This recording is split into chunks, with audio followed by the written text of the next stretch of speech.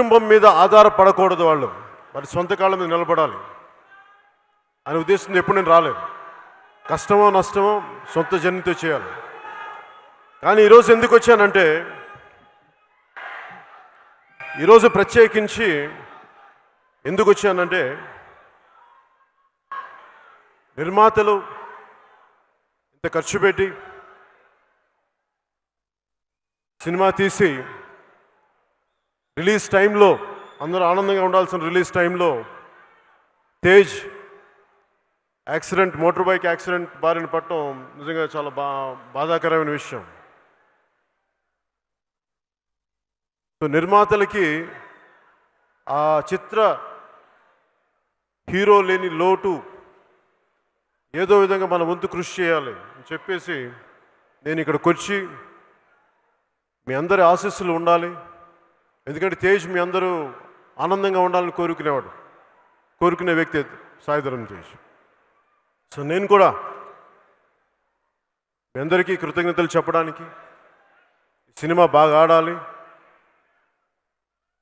బాగా వచ్చిందని నాకు అర్థమవుతుంది. ఎవ్రీడే మనకి ట్రైలర్ చూస్తూ ఉంటే ఈ సినిమా అద్భుతమైన విజయం సాధించాలి కోరుకుంటూ, ముఖ్యంగా చాలా ఈ మధ్యన కాలంలో నాకు కొంచెం బాధ అనిపించింది. సాయి ధరమ్ తేజ్ యాక్సిడెంట్ గురైతే పాపం అందరూ కూడా రకరకాల పరిస్థితుల్లో సానుభూతి కానీ లేదంటే హరీష్ శంకర్ కానీ అందరూ ప్రతి ఒక్కరు సినిమాలు కానీ నిర్మాతలు కానీ అందరూ వచ్చి యాక్సిడెంట్కి గురైన తేజ్కి త్వరగా కోలుకోవాలని విషయం చెప్తూ, అలాగే చాలామంది మీడియా నుంచి కూడా చాలామంది మిత్రులు పెద్దలు అందరూ కూడా సంపూర్ణంగా కోలుకోవాలని చేసిన కూడా మీ అందరికీ కూడా మీడియా వారికి కూడా ప్రత్యేకించి నా హృదయపూర్వక కృతజ్ఞతలు తెలియజేస్తాను. కానీ కొన్ని ప్రోగ్రామ్స్ చూశాను నేను కూడా, నా దృష్టికి వచ్చింది తేజ్ యాక్సిడెంట్ ఎలా అయింది, హై స్పీడ్ చాలా స్పీడ్తో వచ్చేస్తున్నాడు, నిర్లక్ష్యంగా నడుపుతున్నాడు, ఇవన్నీ అని రకరకాల కథలు వస్తూ ఉంటే నాకు సింపుల్గా అనిపించింది, దీనికి పెద్ద స్పీడోమీటర్ కావాలా? ఒక ఆటోని ఓవర్టేక్ చేసే టైంలో ఎంత స్పీడ్లో వెళ్తాడు? 35-45 కిలోమీటర్లు. ఇసుక మ్యాట్ వేస్తే పడిపోయాడు అక్కడ, జాలిపడాలి మనం. దాని మీద కథనాలల్లి దాని మీద ఇవి చేసి దాని మీద మాట్లాడితే, అలాంటి వ్యక్తులకు కూడా నా విన్నపం, కొంచెం కనికరం చూపించండి. కొంచెం మేము మనుషులమే కదా, ఇలాంటి పరిస్థితి మీకు కూడా వస్తే, మీకు కూడా రాదని గ్యారంటీ ఏముంది, వస్తే కదా మీకు కూడా, కొంత కనికరం చూపించండి దయచేసి.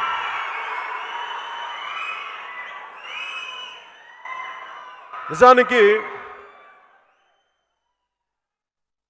నిజంగా సినిమా ఇండస్ట్రీ అంటే, ముందుగా నేను సినిమా హీరో, అలాగే ఈ సందర్భంగా రిపబ్లిక్ అనే సినిమా దేవకట్ట గారు తీసి గతంలో నేను ప్రస్థానం సినిమా చూశాను, చాలా చక్కటి సినిమా.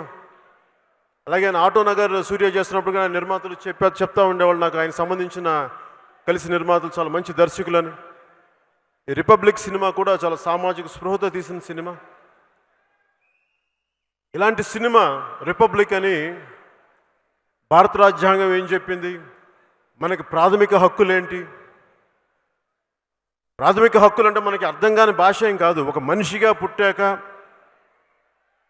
నీ సొంతగా నీకు నీ పని చేసుకోగలగాలి, నీ హక్కులు నీకు ఉంటాయి, నీ జీవితం నీకు గడపడానికి హక్కులు ఉంటాయి. ఇది ఒక ప్రాథమిక మనిషికి ఉండాల్సిన అవసరాలు, అవే ప్రాథమిక హక్కులు. వాటి మీద మాట్లాడుతూ ఉంటారు. దాని గురించి ఆ ప్రాథమిక హక్కుల మీద మాట్లాడే సినిమా నాకు అర్థమవుతోంది రిపబ్లిక్ సినిమా. రిపబ్లిక్ అనగానే నాకు ఎప్పుడు కూడా, నేను ఎప్పుడు ఇంతవరకు ఏ సినిమాలు ఇచ్చాను, చిన్నప్పటి నుంచి కూడా నాకు జై హింద్ అనకపోతే ఆ సభ నాకు ముగింపు జరగదు.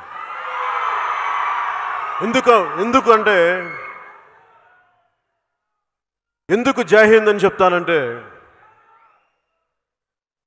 ఒక భగత్ సింగ్ కానీ, సుభాష్ చంద్రబోస్ కానీ, చంద్రశేఖర్ ఆజాద్ కానీ, మహాత్మా గాంధీజీ కానీ అలా లెక్కలేనంత మహానుభావులు, వేల కొలిది, లక్షల కొలిది ప్రాణత్యాగం చేస్తే కానీ భారత గణతంత్ర దేశంగా అవతరింపబడలేదు. అది ఇండియన్ రిపబ్లిక్. అంత గొప్ప దేశం ఇది, అంత గొప్ప త్యాగాలకి మూలం. రిపబ్లిక్ గురించి మాట్లాడాలి. అలాగే ఇప్పుడు రిపబ్లిక్ సినిమా చూస్తూ ఉంటే ఇంత త్యాగం చేశారు మహానుభావులు, స్వాతంత్ర ఉద్యమకారులు. కానీ రాను రాను పాలిటిక్స్లో దిగజారుడుతనం వచ్చేసి ఆ హుందాతనం పోయి, ఆ దిగజారుడుతనానికి ప్రతి ఒక్కరి లోపల స్పందించి ఒక కవితగా రాస్తాడు, ఒక దర్శకుడు దాని సినిమాగా తెరకెక్కిస్తాడు ఒక భావనని.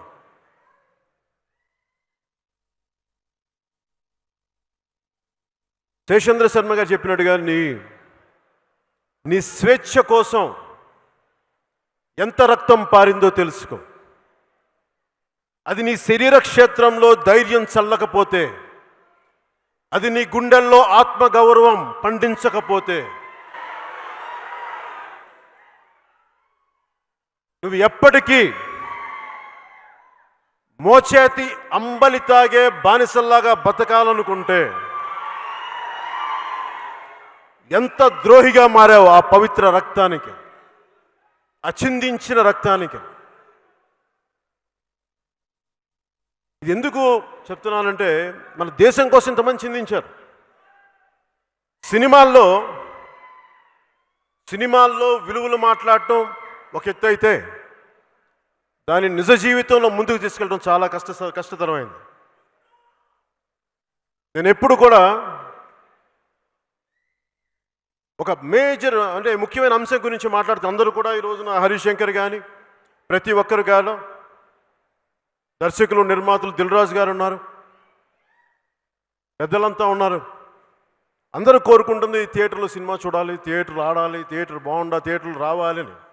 మన కరోనా సమయం వల్ల ఎక్కువ మంది థియేటర్లకు వెళ్ళలేకపోతున్నాం, దానివల్ల కొంత ఇబ్బందులు ఉన్నాయి. అలాగే సినిమా పరిశ్రమ అనేది చాలా సెన్సిటివ్, చాలా ఈజీ టార్గెట్. సినిమా చాలా ఈజీ టార్గెట్ ఎవరికైనా. తేజు బైక్లో పడిపోయాడు, 45 కిలోమీటర్ల అత్యంత వేగంతో వెళ్తూ ఆటోని ఓవర్టేక్ చేస్తూ పడిపోయాడు. ఇలాంటి కథనాలు ఉన్నాయి. అలాంటి కథనాల కంటే కూడా ఇంకా ఇంట్రెస్టింగ్ కథనాలు మీకు చెప్తాను. ఎలా చెప్పాలి ఇంట్రెస్టింగ్ కథనాలు.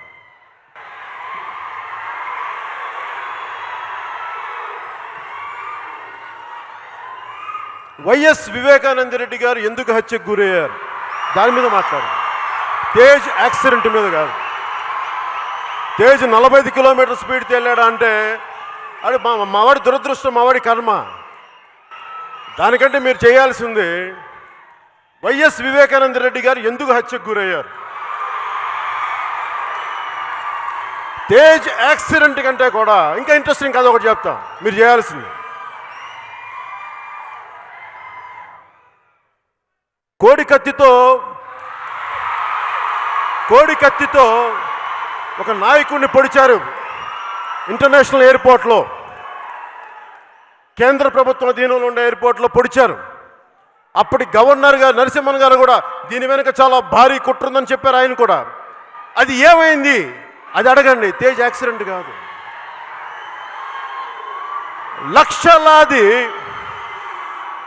లక్షలాది ఎకరాలు గిరిజనులు పోడు భూముల్లో వ్యవసాయం చేసుకుంటా ఉంటే అది వారికి దక్కట్లేదు. అది ఎందుకు దక్కట్లేదు దాని మీద మాట్లాడండి. తేజ్ యాక్సిడెంట్ మీద కాదు మీరు మాట్లాడాల్సింది, వాటి మీద మాట్లాడండి. ఒక 6 ఏళ్ల చిన్నారి బిడ్డ చరిత అన్యాయంగా, అకారణంగా, అమానుషంగా హత్యకు గురైతే అది వదిలేసి తేజు 45 కిలోమీటర్ల స్పీడ్తో వెళ్ళిపోయాడు. దాని మీద కథనాలు. అలాగే ఇంకా స్పైసీగా ఉండాలి మీకు అంటే ఇంకా స్పైసీగా ఉండాలి అంటే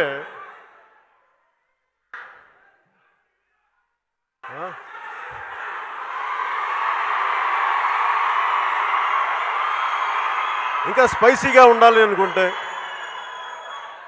ఆ మధ్యకాలంలో వైసీపీ సానుభూతి పరులు, వైసీపీ వ్యక్తిగతమైన కొంత వారి పార్టీకి చెందిన వాళ్ళు వ్యభిచారాన్ని లెజిటిమైజ్ చేయమని బయటకు వచ్చారు. వాళ్ళకి మద్దతు పలికారు. దాని మీద కథలు నడపండి, తేజ్ యాక్సిడెంట్ మీద కాదు. అలాగే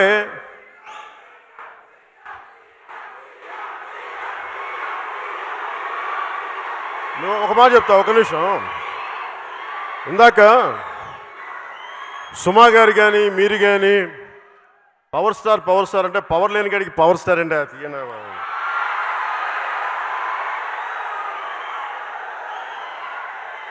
నేను సీఎం ఇవన్నీ నేను వీటి కోసం రాలా.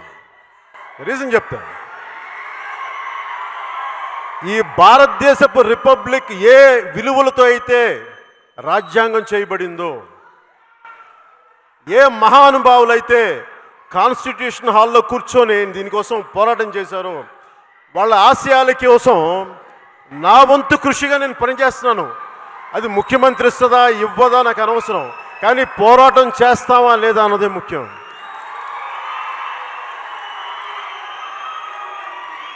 అలాగే తేజ్ యాక్సిడెంట్ కంటే కూడా ఇంకా ఇంట్రెస్టింగ్ విషయం చెప్తాం.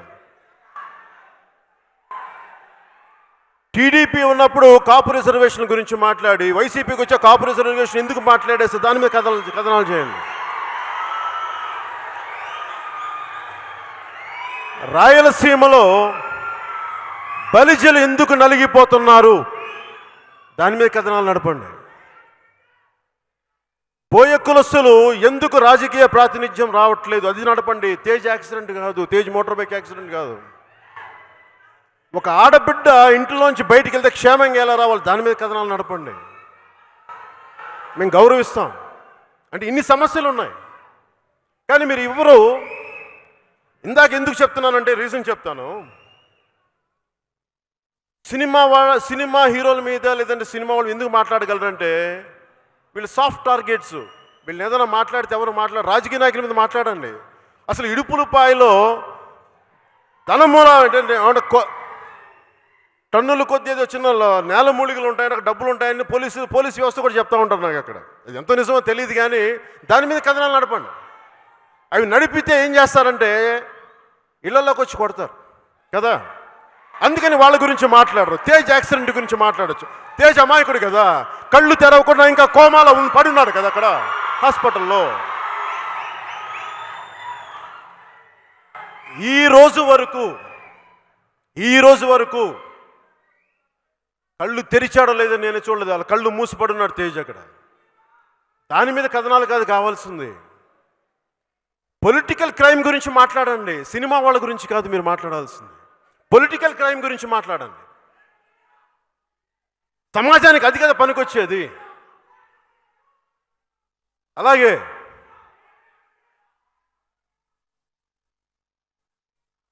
ఎంతసేపు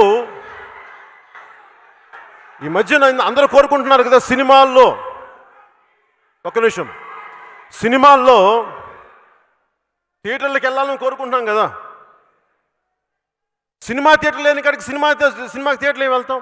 తెలంగాణలో థియేటర్లు ఉన్నాయి, ఆంధ్రాలో థియేటర్లు లేవే. ఆంధ్రాలో థియేటర్లు ఎక్కడున్నాయి?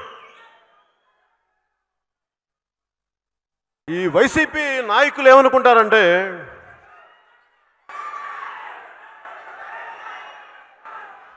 పవన్ కళ్యాణ్ సినిమా ఆపేసిన వాళ్ళ అతను వచ్చిన చిత్ర పరిశ్రమను ఆపేస్తే వాళ్ళందరూ భయపడిపోతారు, మన కాళ్ళ దగ్గరికి వస్తారని. చాలా తప్పు అర్థం చేసుకున్నారు వాళ్ళు.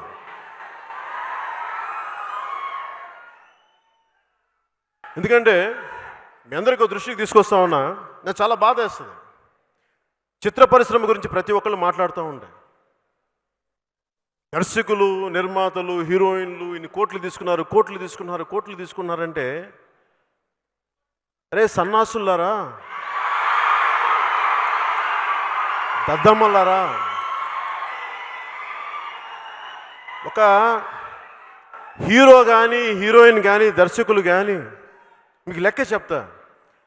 ఒక ఉదాహరణకు 10 కోట్ల రూపాయలు తీసుకుంటే హయ్యెస్ట్ ట్యాక్స్ ఇండియాలో 45% అంటే 10 కోట్లకి, సపోజ్ 10 కోట్లు ఎవరిని పంపించామనుకుందాం ఒక హీరోకి, ఒకసారి ఇవ్వరనుకోండి, 10 కోట్లు పంపించారనుకుందాం ఉదాహరణకి, పంపిస్తే దాంట్లో ₹1 కోటి తీసేస్తారు, 10% సోర్స్లోనే కట్ చేస్తారు ట్యాక్స్, అంటే 9 కోట్లు.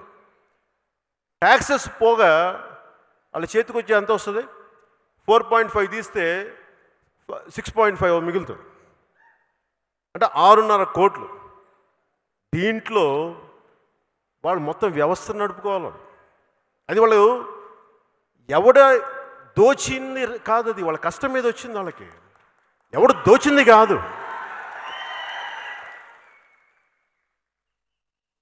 అనుకోవచ్చు ఈ రోజున నేను డబ్బులు తీసుకుంటున్నానంటే, అరే బాబు మేము అడ్డగోలుగా సంపాదించలేదురా, 1000 కోట్లు తప్పుడు కాంట్రాక్ట్లు సంపాదించలేదురా బాబు, మేము జనాలని ఎంటర్టైన్ చేసి డ్యాన్సులు వేసో, కింద పడో, మీద పడో, ఒళ్ళు ఎరగొట్టుకునో, ఎన్నెముకలు ఎరగొట్టుకునో, ఒక బాహుబలిలో ప్రభాస్ గారిలాగా కండలు పెంచి కృషి చేస్తే అది బాహుబలి అవుతుంది. రాణా గారిలాగా కండలు పెంచి అది చేస్తే అది బాహుబలి అవుతుంది.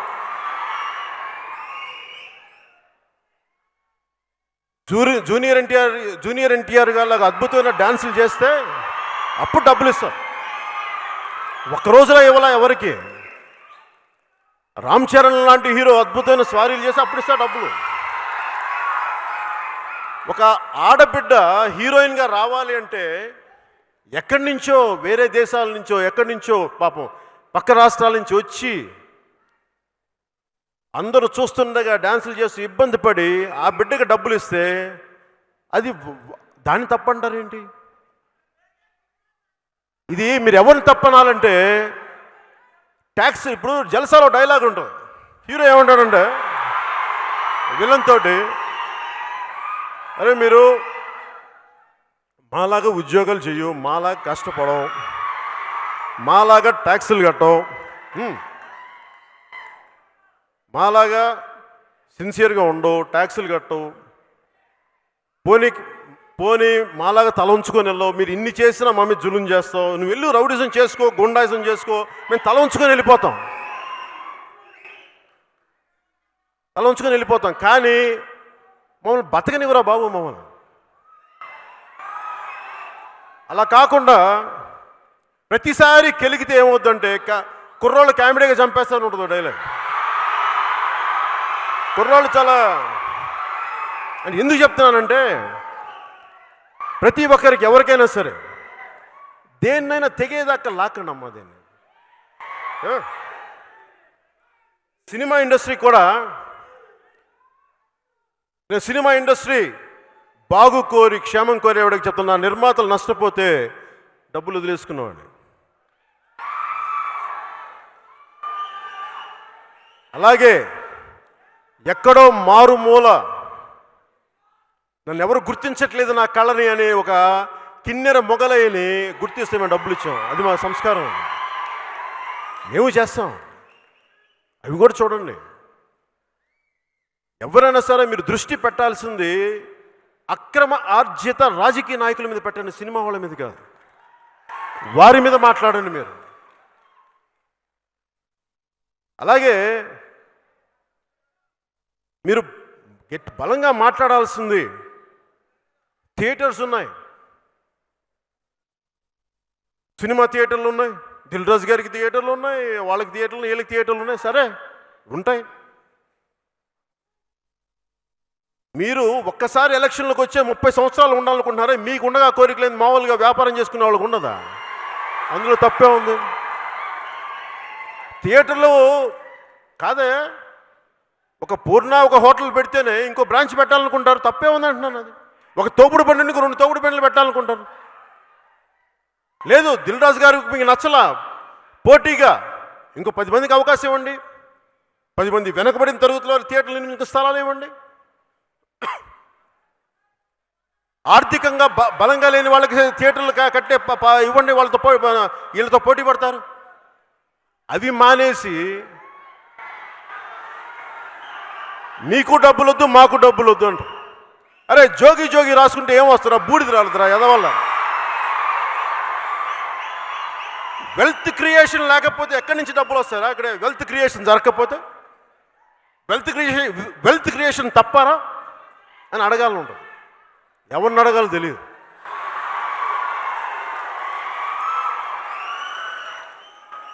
అరే నేను వెల్త్ క్రియేషన్ చేయకపోతే మొగలైకి 2.5 లక్షల రూపాయలు ఇవ్వగలనా? నేను సైనిక్ బోర్డు 1 కోటి రూపాయలు ఇవ్వగలనా? కరోనా నిధికి 2 కోట్ల రూపాయలు ఇవ్వగలమా? అరే వెల్త్ క్రియేషన్ జరగాలరా సన్నాసులారా. అప్పుడు కదా డబ్బులు ఇవ్వగలిగారు. డబ్బులు సంపాదించే ఉంటారే. ఈ అనే సన్నాసులు కూడా చెప్తున్నా. నేను విసిగిపోయినా నా జీవితంలో. ఎందుకంటే వాడికి వంగి ఈడికి వంగి వాడికి వంగిపోయిన జీవితం. మీరేమో పవర్ స్టార్ అంటారు, వాళ్ళేమో సాగు దొబ్బుతూ ఉంటారు మమ్మల్ని. నా పేరు చూపించి సినిమా ఇండస్ట్రీని సాగు దొబ్బుతూ ఉన్నారు. ఆ వకీల్ సాబ్ అంటే దిల్ రాజు గారు, మీరు ఎందుకంటే సినిమా తీశారు మాతో చంపుతున్నారు? మీరు సినిమా తీయకుండా కానీ ఉండంటే ఇప్పటికి ఆంధ్రాలో సినిమాలు రిలీజ్ చేయండి.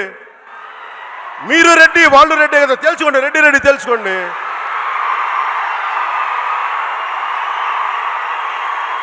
మీరు నమ్మట్లా? మీరు చెప్పండి. మీరు ఓ పని చేస్తాను బాబు, ఈ రోజు నుంచి దిల్ రాజు గారు రెడ్డి అంటే జగన్ రెడ్డి గారికి కూడా కొంచెం మజాకు వస్తుంది. మమ్మల్ని బతికించండి.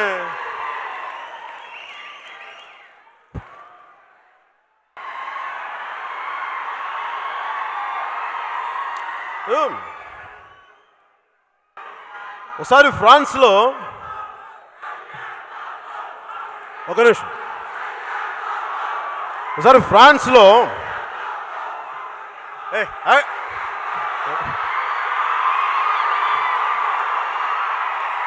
ఒకసారి మీరు ఫిల్మ్ ఇండస్ట్రీకి చెప్పండి, ఫిల్మ్ ఇండస్ట్రీలో పెద్దలందరికీ చెప్పండి. ఫ్రాన్స్లో 16వ శతాబ్దం 17వ శతాబ్దంలో అనుకుంటా, దాదాపు 18వ శతాబ్దం లోపు చాలామంది వ్యాపారవేత్తలు అందరూ కూర్చొని ఒక ఫ్రెంచ్ ట్రేడ్ మినిస్టర్తో కూర్చొని మాట్లాడుకుంటున్నారట. మా వ్యాపారాలు ఎలాగ చేయాలి, ఏం చేయాలి, అలాగే మాట్లాడుకుంటా ఉంటే ఆ ఫ్రెంచ్ ట్రేడ్ మినిస్టర్ అన్నాడు, నేను మీకు ఏం చేయగలను చెప్పండి, ప్రభుత్వం తరపున ఏం చేయగలని ఇట్లా గట్టిగా మాట్లాడుతుంటే వాళ్ళు అన్నారు, నువ్వేం చేయొద్దు, అక్కర్లేదు, మూసు కూర్చోను. ఏం చేద్దాం? లాస్ ఆఫ్ ఫే పాలసీ అని. ప్రభుత్వం ఏమి చేయకపోతే మా పనులు మేము చేసుకుంటామని. అంటే లీస్ట్ ఇంటర్వెన్షన్, అసలు ఇంటర్వెన్షనే కావకూడదు. ఈ రోజున ప్రభుత్వం, ముఖ్యంగా ఆంధ్రప్రదేశ్ ప్రభుత్వం, అంటే వాళ్ళ గురించి అంటే దేవకట్ట గారి గురించి ధైర్యానికి నేను మీకు జోహార్లు అర్పిస్తున్నాను. దేవకట్ట గారు ఎందుకంటే ఒక బలమైన అభిప్రాయం చెప్పారు ఆయన. ప్రైవేట్ పెట్టుబడితోటి మేము సినిమాలు చేస్తే గవర్నమెంట్ కంట్రోల్ చేస్తానంటది ఏంటి? మీరు ఆలోచించండి లాజిక్. అలాంటప్పుడు వైసీపీ మద్దతుదారులు కూడా చాలామంది ఉన్నారు. ఉదాహరణకి మోహన్ బాబు గారే ఉన్నారు, మా సోదరులు. ఇప్పుడు సినిమా ఇండస్ట్రీకి అప్లై చేసిన రూలు, టికెట్లు మేము అమ్ముతా ఉన్నాం అంటే కష్టం మేము పడాలా, టికెట్లు మీరు అమ్ముకోండి, మీరు పెట్టి అమ్ముకుంటారు, ఓకే. అప్పుడు రేపు పొద్దున మోహన్ బాబు గారి విద్యానికేతన్ స్కూల్ ఏదో ఉంది, 5,500 మంది విద్యార్థులు. అప్పుడు వాళ్ళది కూడా జాతీయం చేయండి అమ్మా, వాళ్ళది కూడా మీరు ఆన్లైన్లో పిల్లలది ఆన్లైన్లో కలెక్ట్ చేసుకోండి. అలాగే చిత్ర పరిశ్రమ చాలా చిన్నది అనుకుంటున్నారేమో, కాదు. దీని బడ్జెట్ తక్కువేమో, దీని ప్రభావితం చాలా పెద్దది. ముఖ్యంగా వైసీపీ నాయకులకు చెప్తున్నాను, చిత్ర పరిశ్రమ వైపు కన్నెత్తి చూడకండి, కాలిపోతారు, జాగ్రత్త.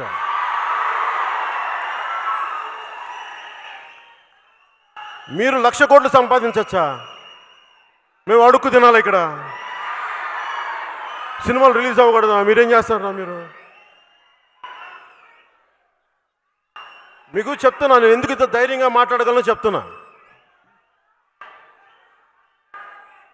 రాజ్యాంగ స్ఫూర్తిని గుండెల్లో నింపుకున్నవాడు. 23 ఏళ్ల వయసులో భగత్ సింగ్ చచ్చిపోతే ఎందుకు చచ్చిపోయాడు ఈ అబ్బాయి? ఎందుకు చచ్చిపోయాడు అనుకునేవాడు. అంటే ఏం కోపం వచ్చి ఉంటుంది ఇతనికి చచ్చిపోవడానికి? మహాత్మా గాంధీ వచ్చి నువ్వు బతుకోవాలి, బయటికి రా అంటే కూడా వద్దు నేను చచ్చిపోతాను. ఎందుకనంటే ఎడ్మండ్ బర్గ్ వాక్యం ఒకటి గుర్తు వచ్చింది. ఐరిష్ ఫిలాసఫర్ అనుకుంటారు, పొలిటికల్ స్టేట్స్మెన్. అంటే ఏదైనా ఒక చెడు జరుగుతున్నప్పుడు మనం మంచి వాళ్ళు మామూలు చూస్తే చాలంట, చెడు పేటరేగిపోతూ ఉంటుందంట. అలాగా భారతదేశంలో ఎంత దారుణాలు జరిగినాయి, ఎంత హీనమైన క్రైమ్స్ జరిగినాయి, మన చలనం ఉండదు మనకి. అందుకని ఆ విసుగుతోటి భగత్ సింగ్ నేను చచ్చిపోయినా మీరు లెగుస్తారా మీరు అని చెప్పి ఆత్మహత్యకి వెళ్ళిపోయాడు. తన ఉరిశిక్షకి వెళ్ళిపోయాడు సిద్ధంగా. ఈ రోజుకి ఎందుకు భగత్ సింగ్ గురించి మాట్లాడుతూ ఉంటే మనందరినీ మన సోమరితనాన్ని నుంచి, మన చేతగానితనాన్ని నుంచి బయటకు వచ్చి అన్యాయం జరుగుతున్నప్పుడు ఇది తప్పు అని చెప్పడానికి అందుకు చచ్చిపోయాడు. ఇది ఈ కాంప్లసెంట్ యాటిట్యూడ్ అంటాం. ఎంత జరగని భయం మనకి. నాకు పిరికితనం అంటే చిరాకు, నిజంగానే చెప్తాను. ఇంత బతికిడమ్మ ఇంటి వెనకాల చేస్తావా మనం? ఇంటి వెనకాల చేస్తాం. పేరుకి ఇవన్నీ పెద్ద పెద్ద పేర్లు వైసీపీ నాయకులు చెప్పలేరా? మీరు మూసుకు కూర్చొని చెప్పలేరు, ఇండస్ట్రీ వైపు చూడకని చెప్పలేరు? ధైర్యం రాదా మీకు? మాట్లాడండి. ఏం చేస్తాడు? ఇది వైసీపీ రిపబ్లిక్ కాదు, ఇండియన్ రిపబ్లిక్ అని చెప్పండి వాళ్ళకి. వైసీపీ రిపబ్లిక్ అనుకుంటున్నారేమో, బయటకు వచ్చి లాక్కొచ్చి తన్నులు కొడతారు అందరూ. జనం అంతా ఉంటుంది, జాగ్రత్త. ఎందుకు చెప్తున్నానంటే అధికారం ఎక్కిన వాళ్ళు ఒళ్ళు దగ్గర పెట్టుకొని ఉండాలి ఎవరైనా సరే. అధికారం ఉంది కదా అని చెప్పి పిచ్చి పిచ్చి వేషాలు వేస్తే భవిష్యత్తు ఎలా ఉంటుందో ఒక చిన్న ఉదాహరిస్తాను మీకు, మీ అందరికీ తెలిసింది కూడా.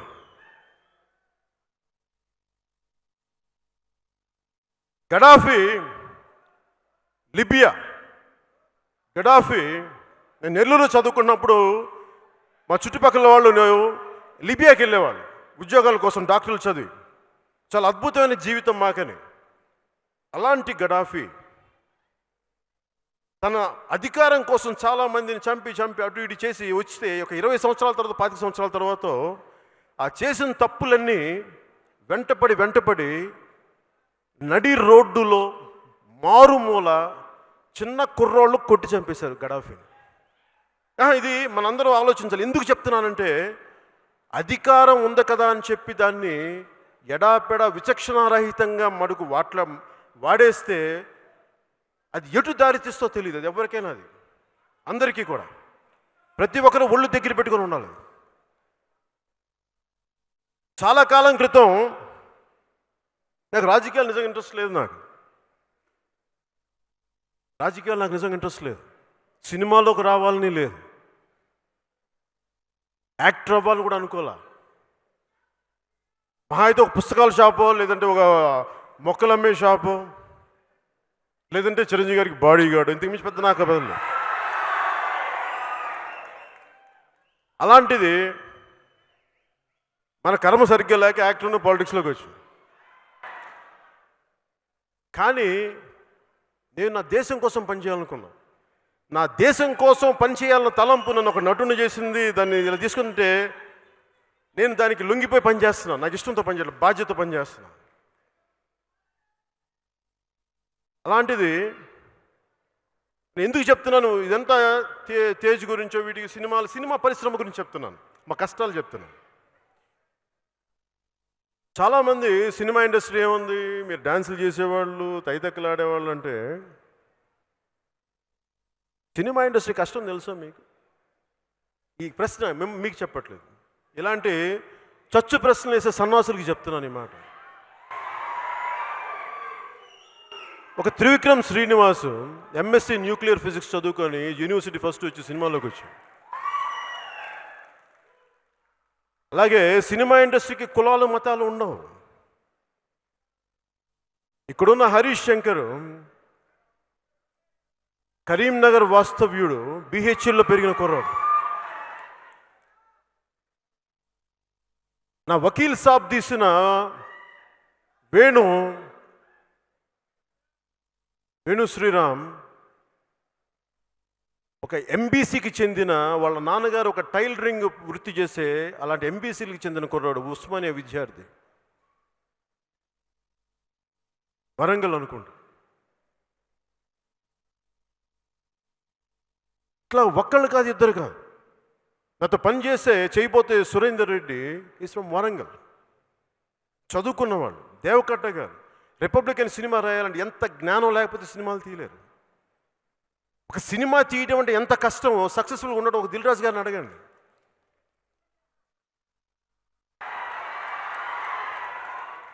ఎంత కష్టమో.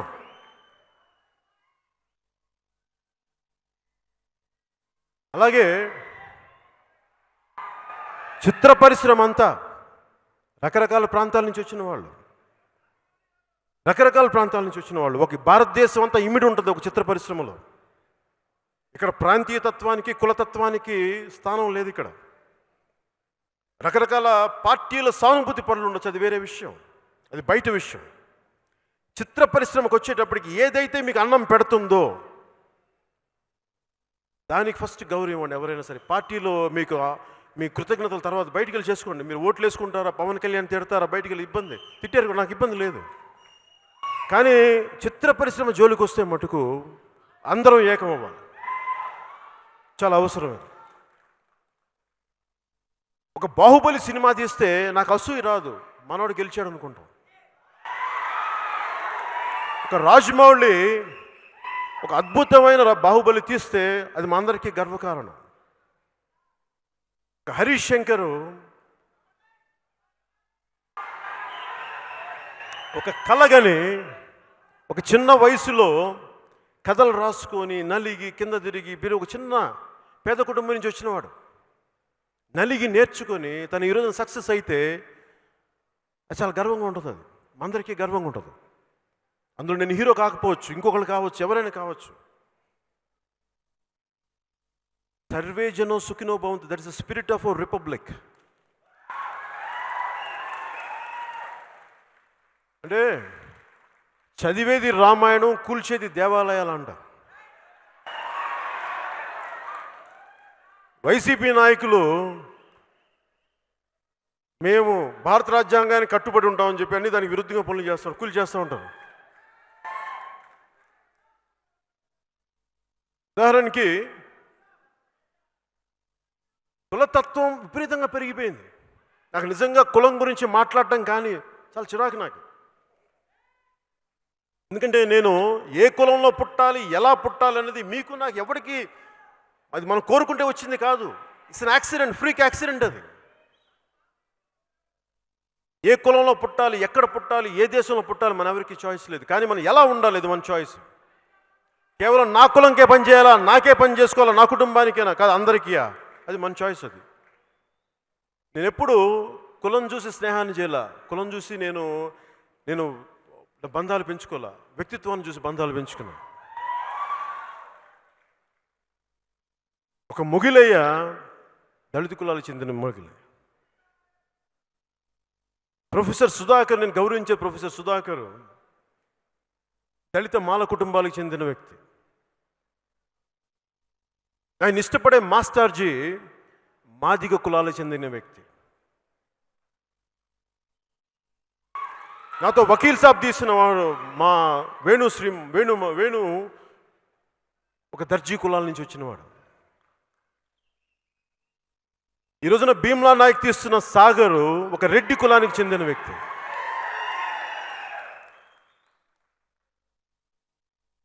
అలాగే నేను ఇష్టపడే ఉర్దూ నేర్చుకోవడానికి నేను మెచ్చిన అర్హం ఖాన్ గారిని, నాకు ఇష్టమైన వ్యక్తి అర్హం ఖాన్, నేను పాలిటిక్స్లోకి ఆహ్వానించాను. ఎందుకంటే నాకు మైనారిటీ తాలూకు, ముస్లింల తాలూకు మనోభావాలు మీరు చెప్పండి నాకు ఎలా ఉంటాయో నాకు తెలియదు. తీసుకొచ్చాను. అంటే ఇలా మేము ఆలోచిస్తాం తప్ప మావాడే ఉండాలి, మా కులమే ఉండాలి అని ఆలోచించే వ్యక్తిని కాదు. అందరూ బాగుండాలని కోరుకునేవాడు. కానీ దురదృష్టవశాత్తు కొంతమంది కేవలం కులాలకే పరిమితం అయిపోతే రిపబ్లిక్ స్పిరిట్ పోద్ది. ఆ కాంటెక్స్లో చెప్తాను కులాల గురించి.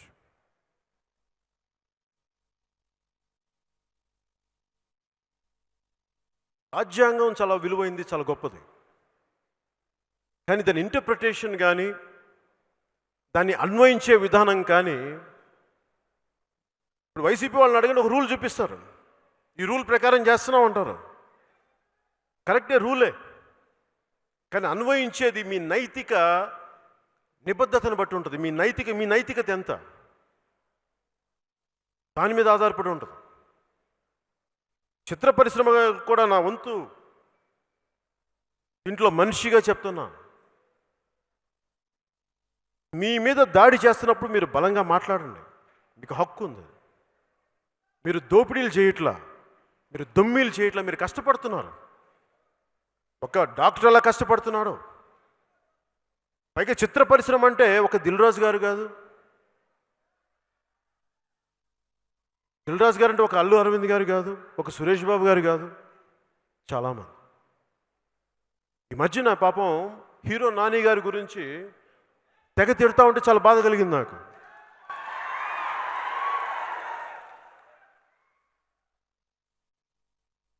ఎందుకు బాధ కలిగిందంటే అక్రమాలు అన్యాయాలు ఏం చేయలేదే, కానీ హీరోగా ఒక సినిమా చేసుకొని అది రిలీజ్ కోసం థియేటర్లో ఒక సైడ్ థియేటర్లో క్లోజ్ అయిపోయి చేసిన ఏం గత్యంతరం లేక వెళ్తే థియేటర్ యజమానులు అందరూ అబ్బాయి మీద పడితే అబ్బాయి ఏం చేస్తాడు? వెళ్ళి వైసీపీ నాయకులతో మాట్లాడుకోండి, మీరు ఆ అబ్బాయి మీద ఏం చేస్తారు? అబ్బాయి తప్పే ఉంది.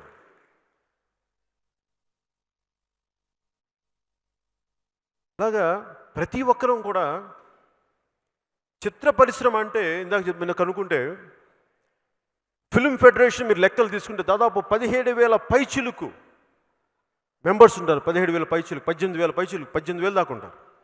అదనంగా ఇంకా అటు వెళ్ళిపోయే వాళ్ళు ఇంకో 5,000 మంది ఉంటారు. దాదాపు 25,000 మంది. 25,000 అంటే వాళ్ళ కుటుంబాలతో లెక్కేసుకుంటే ఒక్క ఈ హైదరాబాద్ చుట్టూ పరిస్థితుల్లోనే 1,00,000 మంది సినిమా మీద ఆధారపడి ఉంటారు. అక్కడ సినిమాలు ఆపేస్తే, పవన్ కళ్యాణ్ మీద కోపంతో మీరు అక్కడ సినిమాలు ఆపేస్తే 1,00,000 మంది పొట్ట కొడుతున్నారు ఇక్కడ. ఒకవేళ మీకు నాతో గొడవ ఉంటే నా సినిమాలు ఆపేయండి, పర్లా, మా వాళ్ళని వదిలేండి. ఈ మధ్యన అన్నారు నాతోటి, ఎందుకంటే చిరంజీవి గారు పాపం ఆయన కొంచెం ఆయన బతిలాడుకుంటారు ఏంటని. నేను చెప్పాను, ఆయన మంచి మనసే, ఆయన అలా బతిలాడుకుంటారు.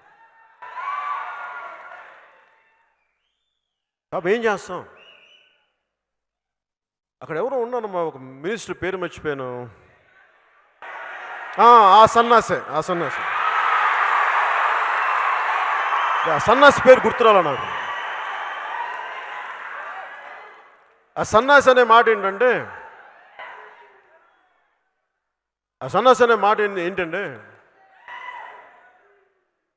మా నాయకులకి చిరంజీవి గారు అంటే సోదర భావన, వారికి సోదర భావన. సోదర భావన సోదిలో సోదర భావన, ఉపయోగపడని సోదర భావన, చిత్ర పరిశ్రమకి అక్కడికి రాని సోదర భావన దేనికి? వెళ్ళి దెబ్బలో కొట్టుకున్నా.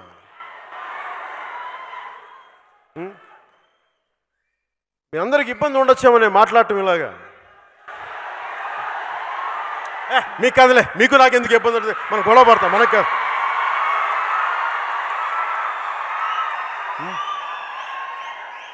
అయ్యా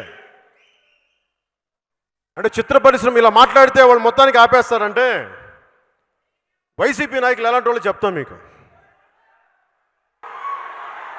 ఉపరాష్ట్రపతి వెంకయ్యనాయుడు గారినే వాళ్ళు క్షమించలేదు, అంత నీచంగా మాట్లాడారు.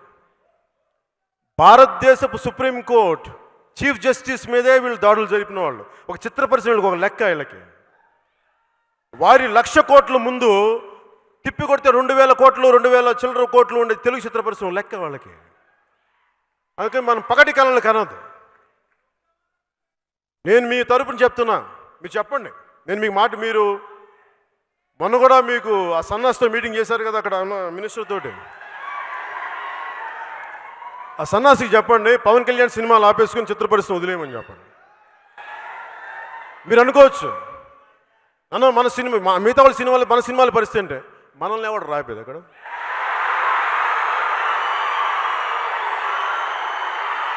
వీళ్ళు ఆపేదో చూస్తూ కూర్చుంటావా?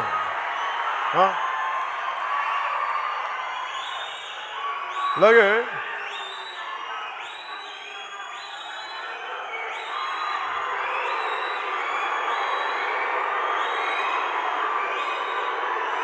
రిపబ్లిక్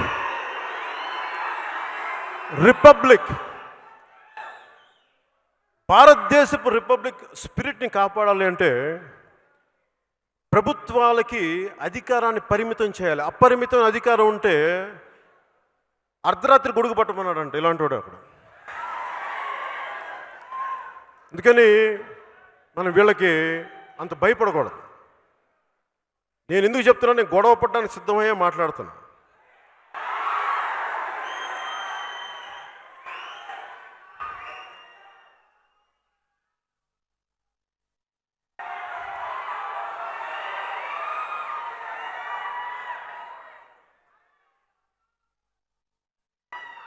ఆంధ్రప్రదేశ్లో సింగిల్ థియేటర్స్ 1100, 1500, ఒక 1000, 1200 అనుకోండి, 1100, 1200తో ఉన్నాయి. ఒక థియేటర్ మెయింటైన్ చేయడానికి దాని మీద ఒక 20 మంది పనిచేస్తారు. అది కుటుంబాలు. ఒక్క పవన్ కళ్యాణ్ మీద కోపంతో వాళ్ళ పట్టు కూడా కొడుతున్నారండి. అంటే చిత్ర పరిశ్రమలో అంటే ఏం లేదు, వీళ్ళు మేము తిప్పి కొడితే మీరు ఒక కాంట్రాక్ట్ సంపాదించిన డబ్బులు కూడా మేము సంపాదించున్నాము, మీరు ట్యాక్సులు కూడా కట్టరు కదా దానికి. అంటే ఇవి చిత్ర పరిశ్రమలో ప్రతి ఒక్కరు కూడా దేవకట్ట గారిని చూసి నేర్చుకోండి, ధైర్యంగా మాట్లాడండి. ఇది మాకు ఇబ్బందిగా ఉందని చెప్పండి. ఇబ్బందిగా ఉంది మాకు, ఎందుకంటే మీరు బానిసలు కాదు, మీరు ప్రభువులు, ప్రజలే ప్రభువులు, ప్రజల కొరకు ప్రజల కోసం. That is the spirit of republic. మీరేంటి భయపడతారండి? మీరు చెప్పండి. ఉదాహరణకి యువ దర్శకులు చాలామంది ఉన్నారు. మా హరీష్ శంకర్ గురించి నా సందేహాలు, రవి గారి గురించి నా సందేహాలు, వీళ్ళు గట్టి పోరాట యోధులు మాట్లాడండి. పోరాటాలను మీరు కత్తులు తీసుకొని కట్టాలు తీసుకొని మాట్లాడమని చెప్పండి. ఒక అభిప్రాయాన్ని స్థిరంగా స్ఫుటంగా చెప్పండి, భయపడకుండా. భారతదేశం, భారత రాజ్యాంగం మనకు కల్పించిన హక్కు ఇది. ఒక గూండాకో ఒక క్రిమినల్ పాలిటీషియన్కో భయపడితే ఏ పని చేయలేం.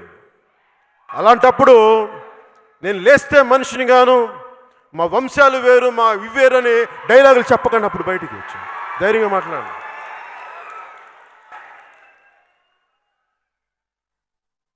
అలాగే ఈ మధ్యన పాపం ప్రకాష్ రాజ్ గారిని కూడా ఏమన్నారు, అదేంటి వేరే ఏముంటావా, అది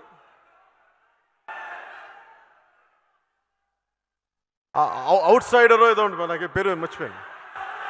ఏదో మీకు అర్థమైంది కదా. అంటే నాకు అనిపించింది,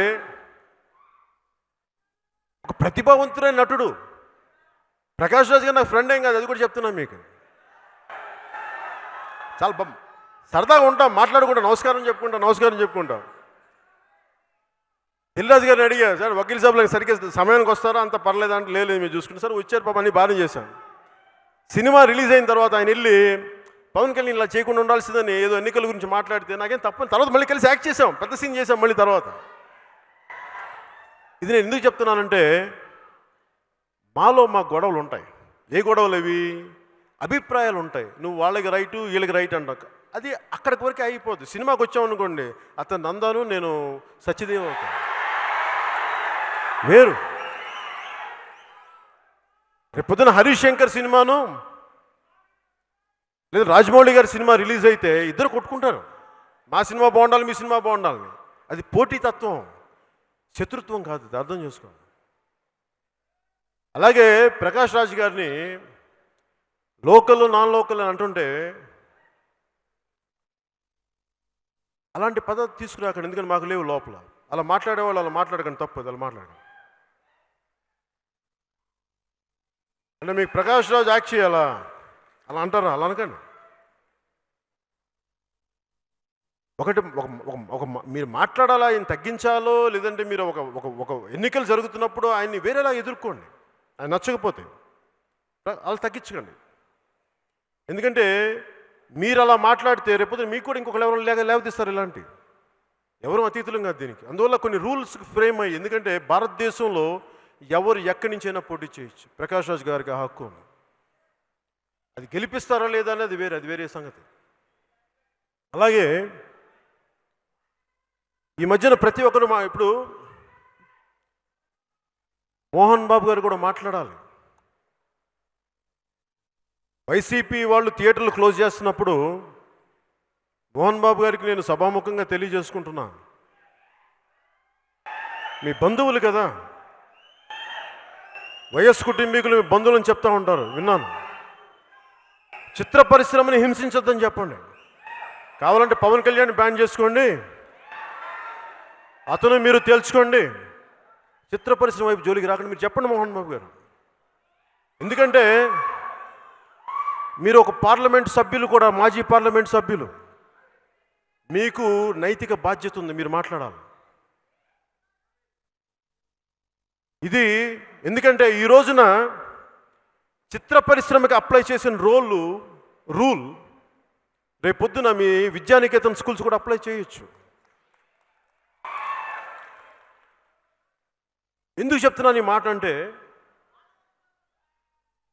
జర్మనీలో 2వ ప్రపంచ యుద్ధంలో మార్టిన్ నిమోలర్ అని చెప్పి ఒక క్లోజీమెన్, అంటే ఈ పాస్టర్ అన్నమాట, ఒక ప్రొటెస్టెంట్ పాస్టర్, హిట్లర్ చూసి ఇతను దేశాన్ని ఏదో బాగు చేస్తాడని చెప్పి ఆయనకి చాలా వత్తాసు పలికాడు. ఆయనకి వత్తాసు పలికిన తర్వాత తిరిగి ఏదో అటు ఇటు అయ్యి తిరిగి ఆయన కూడా జైల్లో పెట్టించాడు హిట్లర్. అప్పుడు ఆయన ఒక చిన్న 4 పంక్తులు రాశాడు, రిగ్రెట్ అవుతూ, బాధపడుతూ.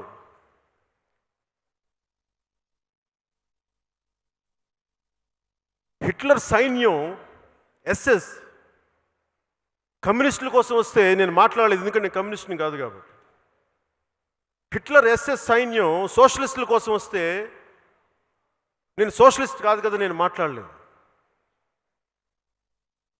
హిట్లర్ సైన్యం యూదుల కోసం వస్తే నేను మాట్లాడలేదు, ఎందుకంటే యూదుని కాదు కనుక. హిట్లర్ సైన్యం సోషలిస్టుల కోసం వస్తే నేను మాట్లాడలేదు, ఎందుకంటే నేను సోషలిస్ట్ని కాదు కనుక. హిట్లర్ సైన్యం క్యాథలిక్ల కోసం వస్తే నేను క్యాథలిక్ల కోసం మాట్లాడలేదు, ఎందుకంటే నేను ప్రొటెస్టెంట్ని కనుక. హిట్లర్ సైన్యం నా కోసం వస్తే నా గురించి మాట్లాడడానికి ఎవరు లేరు, అందరూ చచ్చిపోయినారు. అది మర్చిపోవద్దు. నీ కులం సమస్య మా పార్టీ సమస్య కాదు. ఒకసారి విలువ తప్పుతున్నప్పుడు అది ఏదో ఒక రోజున తిరిగి మీకు కూడా వస్తుంది. అందుకని చెప్తున్నాను మోహన్ బాబు గారికి, ఒక మోహన్ బాబు గారికి కాదు, ప్రతి ఒక్కరికి. ఈ కులం ఆ కులం అని లేదు, అందరం కూడా చాలా బాధ్యతగా ఉండకపోతే ఈ రిపబ్లిక్ తాలూకు రాజ్యాంగ స్ఫూర్తిని చేతులు చంపేసుకునే వాళ్ళం అవుతాం.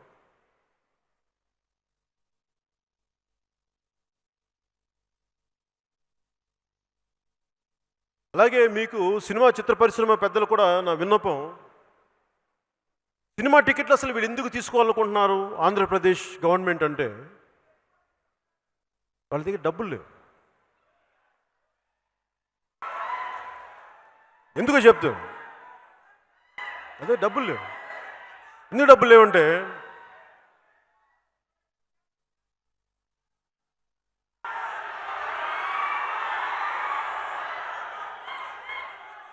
అదే డబ్బులకి ఏంటంటే, ఈ చిత్ర పరిశ్రమలో వచ్చిన సంపదని గవర్నమెంట్ ఖజానాలోకి వెళ్తే దాని మీద బ్యాంకులకి చూపించవచ్చు, మాకు ఇంత ఆదాయం ఉంది,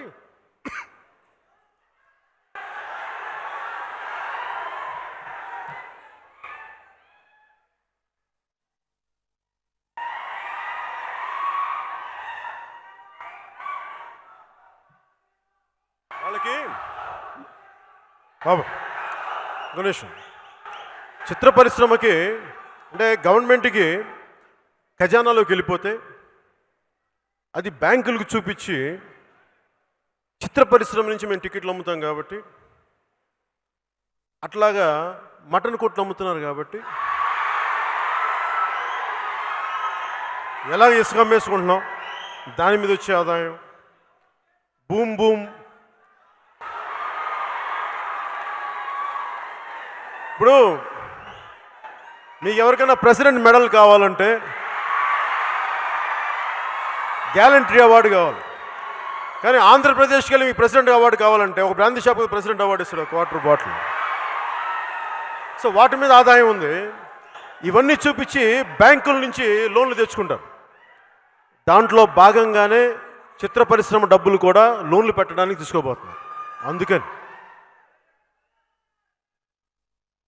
వారి పథకాలకి ప్రతి ఒక్కరిని బలి చేస్తే మీరు 100 మంది దగ్గర ట్యాక్సులు కలెక్ట్ చేసి 40 మందికి దారబోస్తానంటే మిగతా 60 మంది అని చేతులు కట్టుకుని కూర్చుంటారా?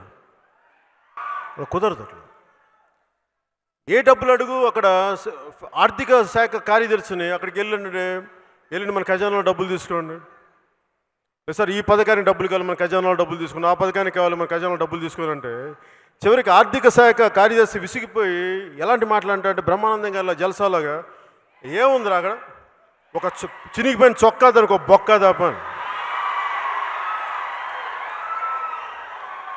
ఇది వైసీపీ ప్రభుత్వం అక్కడ థియేటర్లను మీకు ఇబ్బంది పెడతారు. అందుకు చెప్తున్నాను, మీరు భారతదేశపు పౌరులుగా మీ హక్కు ఇది. చిరంజీవి గారు లాంటి వ్యక్తులు కూడా చెప్పండి, ప్రాధేయపడద్దని చెప్పండి. హక్కు ఇది, హక్కుతో మాట్లాడమని చెప్పండి. ప్రాధేయపడితే ఇవ్వరు, మన హక్కు ఇది. ఇది ఒకటి సొత్తు కాదు, ఈ దేశం మన హక్కు ఇది. చెప్పండి అందరికీ. కూర్చొని బావా సోదర అనుకుంటే సరిపోదు, మాట్లాడాలి. ఇండస్ట్రీ పెద్దలకు కూడా అందరూ మాట్లాడండి.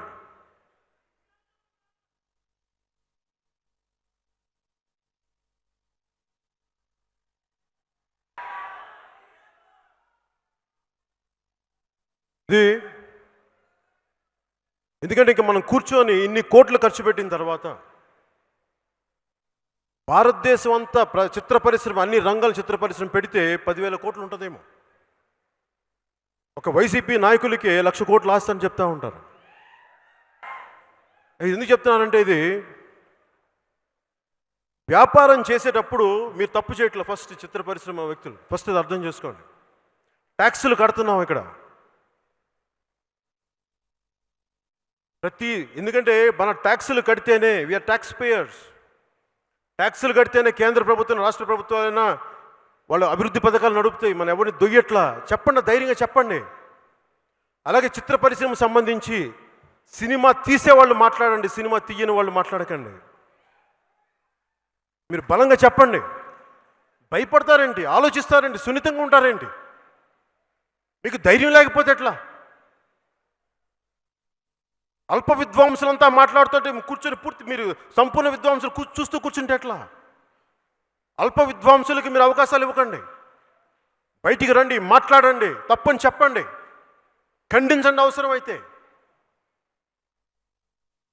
ఇలా రిపబ్లికన్ సినిమా తీసి మళ్ళీ మనం భయపడతా కూర్చుంటే ఈ రిపబ్లిక్ స్ఫూర్తి పోయినట్టే కదా. మనం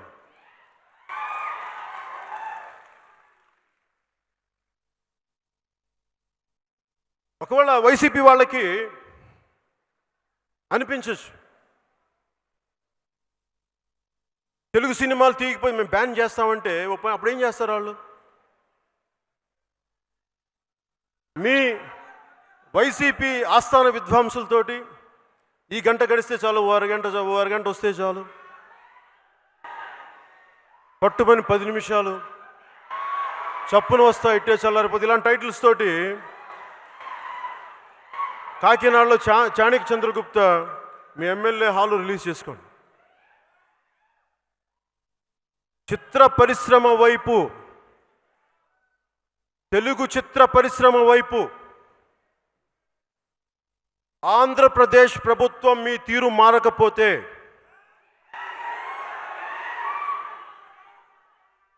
మీరు మార్చేలా ఎలా చేయాలో మాకు బాగా తెలుసు. ఆఖరణ ఒకటే, శేషేంద్ర గారి ఒక కవిత పంక్తి చెప్పి ముగిస్తాను. రాహువు పట్టిన పట్టొక సెకండ్ అఖండమైన లోక బాంధవుడు అసలే లేకుండా పోతాడా? మూర్ఖుడు గడియారంలో ముళ్ళు కదలనీయకుంటే ధరాగమనం అంతటితో తలకింద అయిపోతుందా? కుటిలాత్ముల కూటమికి ఒక త్రుటికాలం జయం వస్తే విశ్వ సృష్టి పరిణామం విచ్ఛిన్నమవుతుందా? ధనుజులోకమేకంగా దారికడ్డంగా నిల్చుంటే నరజాతి ప్రస్థానం పరిసమాప్తమవుతుందా? తెలుగు చిత్ర పరిశ్రమని ఎవరు అడ్డుకోలేరు, ఆపుకోలేరు. జై హింద్.